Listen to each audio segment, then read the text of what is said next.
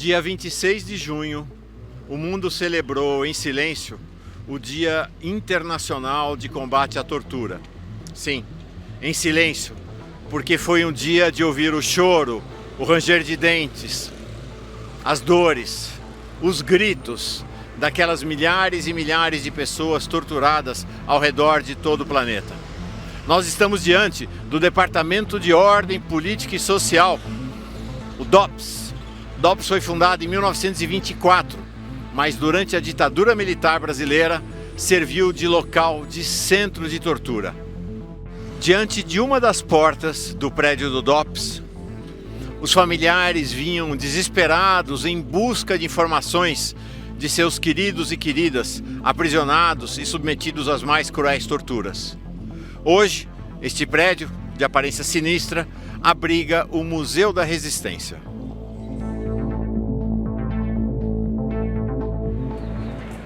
Este é o corredor do banho de sol no DOPS.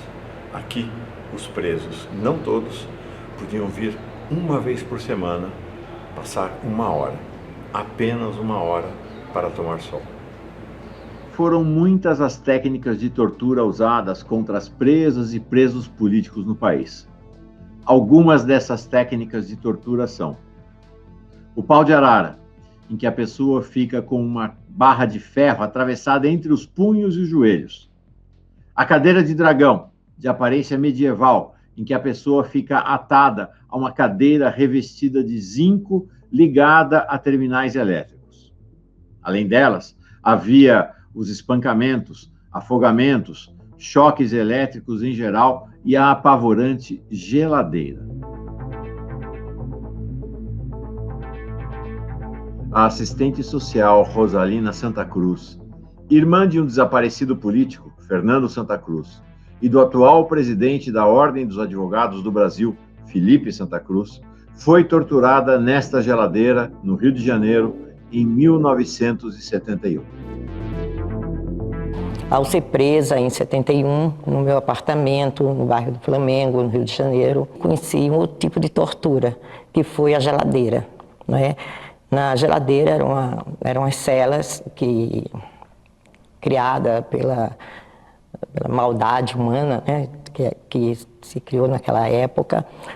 As celas eram celas totalmente pretas, de Eucatex. Essas celas a gente ficava emparedada, assim, não podia deitar, porque a cela cabia você em pé, você despida ali, você podia sentar ou levantar.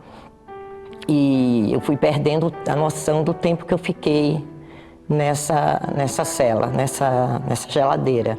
Ela tinha um ar muito gelado, provavelmente um sistema de ar-condicionado, onde você começava a despelar a boca e a sentir uma sensação de perda de líquido. Ali não tinha nem água, nem comida durante todos os dias que eu fiquei na geladeira. Tinha um interrogatório que a gente saía dessa geladeira, dessa cela toda preta, desse emparedamento, a gente ia para uma sala toda branca. Isso parece um delírio, né? Mas é verdade. Nós íamos para uma cela toda branca, com holofotes em cima, com a luz muito intensa, onde uma pessoa me interrogava, ele ficava atrás de mim e fazia perguntas e dizia mentira e dava telefone nos ouvidos, né? E realmente a gente via estrelas naquele momento.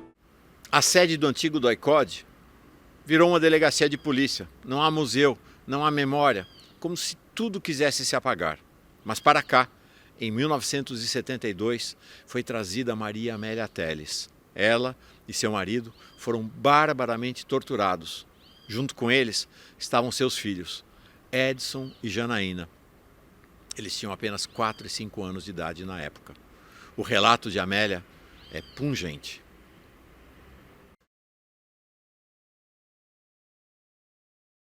Fui torturada juntamente com toda a minha família. Sou testemunha ocular de um assassinato de um dirigente comunista, Carlos Nicolau Daniele. Sou testemunha também de um desaparecimento, que é o caso do Edgar Aquino Duarte. Tive meu companheiro preso, que nas primeiras horas da tortura entrou em estado de coma. Tive minha irmã presa, grávida, sendo torturada. Meu sobrinho sofreu essa tortura antes mesmo de nascer. Tive meus filhos sequestrados e levados para a sala de tortura na Operação Bandeirantes, a Janaína com 5 anos e o Edson com 4 anos de idade. Inclusive, eu sofri uma violência, ou várias violências sexuais. Toda a nossa tortura era feita nós nuas, né, as mulheres nuas, os homens também ficavam nus, com vários homens dentro da sala, levando choques pelo corpo todo, inclusive na vagina, no ânus, nos mamilos, na boca, nos ouvidos. E meus filhos me viram dessa forma. Eu urinada, com fezes, Enfim, o meu filho chegou para mim e disse: mãe, por que você ficou azul e o pai ficou verde? Porque o pai estava saindo do estado de coma e eu estava azul de tanto, aí que eu me dei conta, de tantos hematomas no meu corpo. Segundo o levantamento da Human Rights Watch, pelo menos 20 mil pessoas foram torturadas durante a ditadura. Destas, 434 foram mortas ou seguem desaparecidas.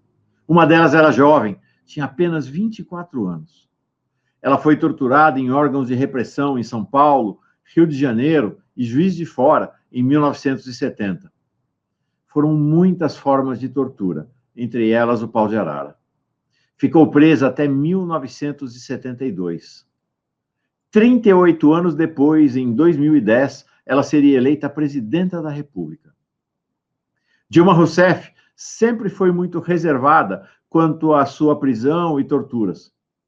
Falou sobre o assunto de maneira breve e emocionada no discurso que fez no Senado, em 29 de agosto de 2016, durante o golpe que a derrubou do poder. Vi de perto a face da morte, quando fui torturada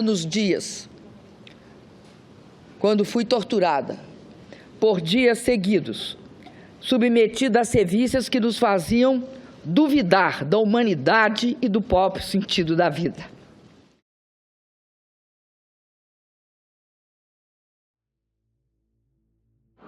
Nesta cela esteve presa Eleonora Menicucci.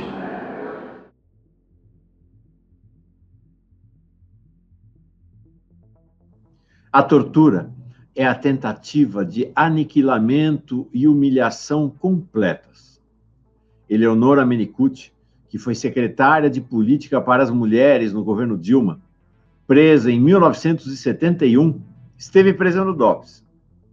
Antes, teve a filha de apenas 1 ano e 10 meses levada para o DOI-CODE com ela. E a tortura te humilha, porque quebra toda a sua identidade e na frente do monstro que são os torturadores.